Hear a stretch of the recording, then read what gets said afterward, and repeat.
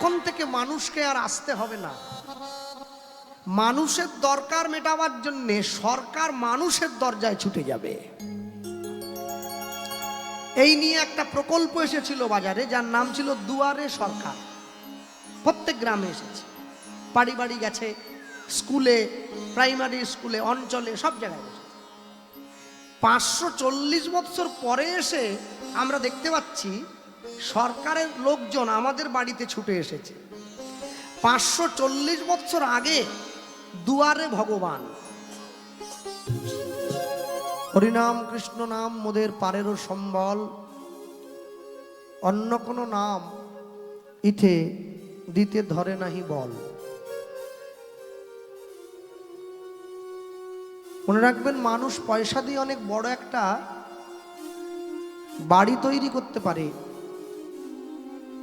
কিন্তু পয়সা দিয়ে কোনোদিনও শান্তি কিনতে পারবে না। পয়সা দিয়ে বাজার থেকে অনেক দামি একটা বই কিনে আনা যায়, কিন্তু পয়সা দিয়ে কোনোদিনও বিদ্যা কিনতে পাওয়া যায় না।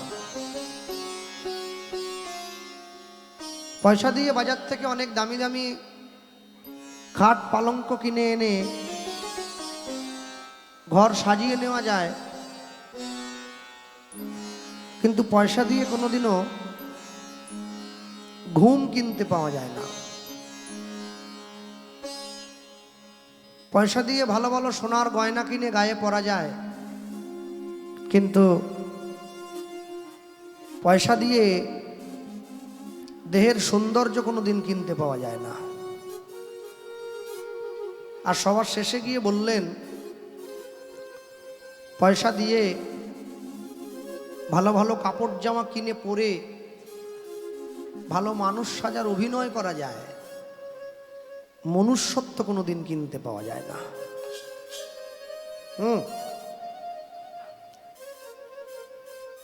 তো আগেকার দিনের লোকেরা বলতো, দেখবেন, হ্যাঁ, ঘুমের রাজা বালিশ, ব্যথার রাজা হচ্ছে মালিশ, আর ঘুষের রাজা পুলিশ। হ্যাঁ, আগেকার দিনের লোকেরা বলতো। এখন প্রণমহ কলিযুগ সর্বযুগ সার, এক এক করে 3টে যুগ চলে গেছে। সত্য, ত্রেতা, দাপর, প্রত্যেক যুগেই ভগবান এসেছেন। সত্য যুগে ভগবান 5 বার এলেন, মৎস্য, কুর্ম, বরাহ, নৃসিংহ, বামন সত্য যুগে এসেছেন। ত্রেতা যুগে 2 বার এলেন, রাম, পরশুরাম। দাপর যুগে 1 বার এলেন, কৃষ্ণ।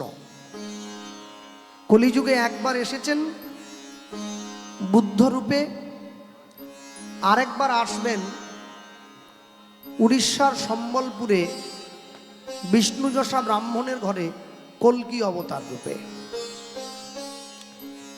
তাহলে এই যে ভগবান এলেন, এই এত অবতারের মধ্যে কিন্তু চৈতন্য মহাপ্রভুর নাম নেই। তাহলে চৈতন্য মহাপ্রভুকে অবতার বলছেন কেন? কীর্তনে গান হয়, অবতারের সার গোরা অবতার, কেননা চিনিলি তারে। আবার কেউ কেউ গায়, বড় অবতার ভাই বড় অবতার, পতিতেরে বিলা হলো প্রেমেরও ভান্ডার। এই যে মহাপ্রভুকে অবতার বলে বললাম, চৈতন্য মহাপ্রভু অবতার নন, তিনি হচ্ছেন অবতরী। তরী মানে হলো নৌকো। নৌকোতে চেপে যেমন নদীর এপার থেকে ওপারে চলে যাওয়া যায়, ঠিক তেমনি হরিনামের নৌকোতে চেপে বসলে এই দুস্তর ভবসিন্ধুটাও পার হয়ে চলে যাওয়া যায়। হ্যাঁ, কলিযুগের জীবের সব থেকে বড় সার্থকতা কি? যারা বসে আছেন আজকে কীর্তন শোনার জন্য, কলিযুগের জীবের সব থেকে বড় সার্থকতা কি জানেন? 2020 এবং 2021 সালে পৃথিবীতে একটা মহামারী এসেছিল, করোনা, যাতে অনেক মানুষ প্রাণ হারিয়েছে। আমরা অনেক নিকটজনকে হারিয়েছি, অনেক আত্মীয় কর্মহীন হয়ে পড়েছে, আমরাও হয়েছি। তাই যে করোনা এসেছিল, এই 20 এবং 21 সাল এই করোনা ছিল 2 বছর।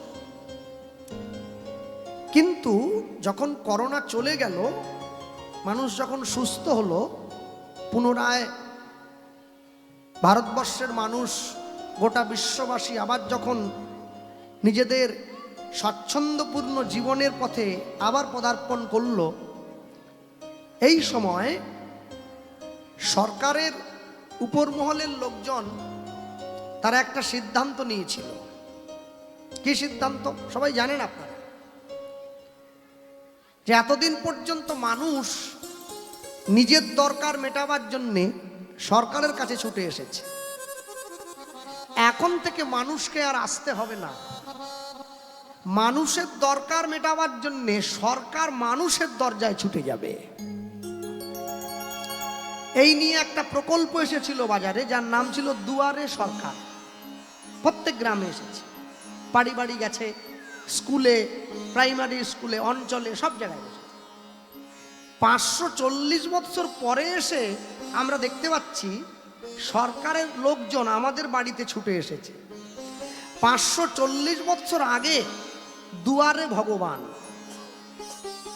চৈতন্য মহাপ্রভু মানুষের ঘরে গিয়ে দাঁড়িয়েছে, যেটা অন্য কোনো যুগে হয় নাই।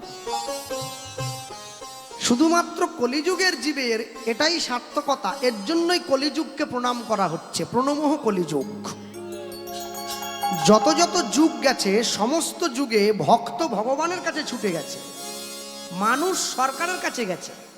কলিযুগে ভগবান মানুষের ঘরে ছুটে এসছে, সরকার মানুষের ঘরে এসছে। এজন্যই সরকারের সার্থকতা। এতদিন পর্যন্ত যে ভগবানকে ভালোবাসে ভগবান তাকেও নাম দিয়েছে, যে ভগবানকে ভালোবাসে না ভগবান তাকেও নাম দিয়েছে। এইবার নামের পরিবর্তন হলো, যে ভগবানকে ভালোবাসলো না ভগবান তাকেও হরি নাম দিয়ে দিল। জগাই মাধাইয়ের মতো মাতালকে দিয়েছে, মলয় চাঁদ কাজীর মতো মুসলমানকে দিয়েছে, চপল গোপালের মতো তান্ত্রিককে দিয়েছে, গলিত কুষ্ঠ ব্যাধিগ্রস্ত বাসুদেবকে হরিনাম দিয়েছে। এটাই কলিযুগের জীবের সব থেকে বড় পাওনা। বৈষ্ণব মহাজন লিখছেন, কি লিখলেন? দূরমতি অতি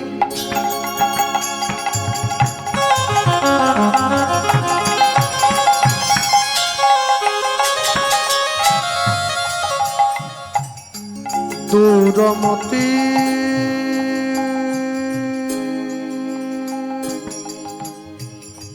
দূরমতি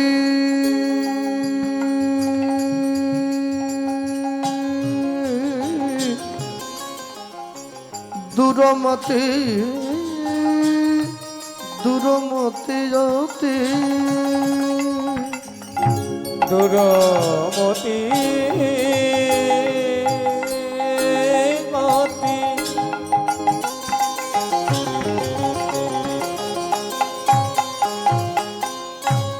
ও ভাই পতিত দূরমতি জ্যোতি পতিত পতিত পাষণ্ডে ওই না দূর মতি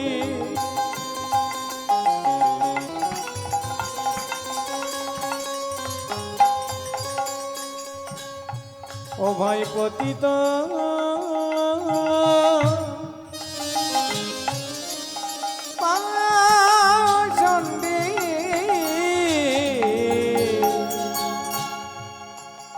প্রাণে না মারিল,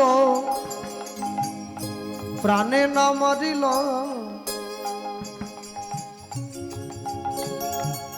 রাবণ কুম্ভকর্ণ মেরে দেওয়া হয়েছে, হিরণ্যাক্ষ হিরণ্যকশিপু মেরে দেওয়া হলো, অগাসুর বকাসুর কংস পুতনা মেরে দেওয়া হলো। কিন্তু জগাই মাধাই উদ্ধার, চপল গোপাল উদ্ধার, মলয় চাঁদ কাজী উদ্ধার। মেরে দেওয়ার উদ্ধার কি এক নাকি? প্রাণে না মারিল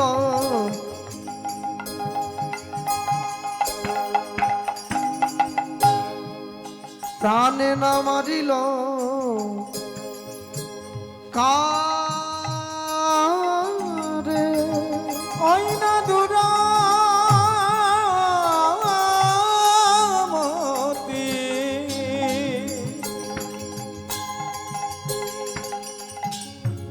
ও ভাই পতিত পাষণ্ডী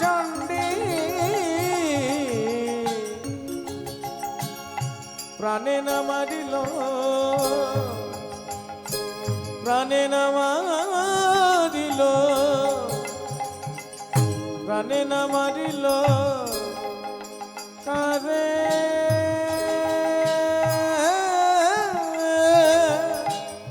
হরি নাম দিয়া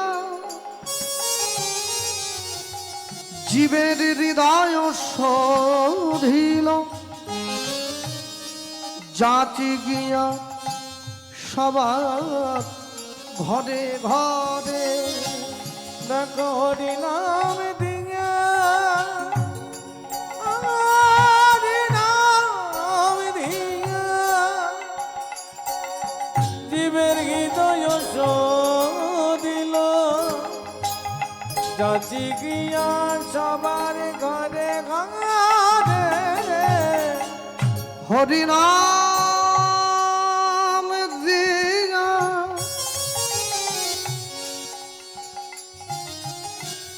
জীবের হৃদয় শোধিল,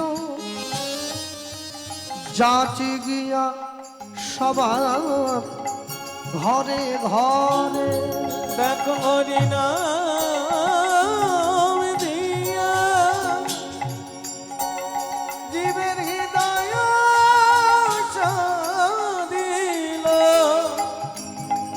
যাচি গিয়া সবার ঘরে ঘরে। বলি যেচে সেধে হরি নাম দিল, সে যে যেচে সেদে হরি নাম দিল, সে যে যেচে সেধে হরি নাম দিল। সে যে যেচে সেদে হরি নাম দিল। ওই যে কাউকে বাকি রাখেনি সেদিন সেদিন, সে যে যেচে সেদে হরি নাম দিল, জীবের হাতে ধরিল পায়ে পড়িল। সে যে যেচে সেদে হরি নাম দিল, ওই যে আমার আমার গৌর হরি, সে যে যেচে সেদে হরি নাম দিল, ওই যে না চাহিতে প্রেম বিলায়ে বেড়ায়। সে যে যেচে সেদে হরি নাম দিল, ওই যে হাতে ধরিল আর পায়ে পড়িল, যেচে সেদে হরি নাম দিল, ওই যে হরি নামে হরিকে নামায়ে আনলো। যেচে সেদে হরি নাম দিল, ওই যে আমার আমার গৌর হরি হরি যেচে ও। হরি নাম দিল, আমার আমার গৌর হরি। যেচে সেদে হরি নাম দিল, যেচে সেদে হরি নাম দিল, হরি নাম দিয়া হৃদয় সদিল, জীবের হৃদয় যাচি গিয়া ঘরে ঘর, হরি নাম দিয়া হৃদয় সদিল, যাচি গিয়া সবার ঘরে ঘরে। যে ভগবানকে ভালোবাসে ভগবান তাকেও নাম দিয়েছে।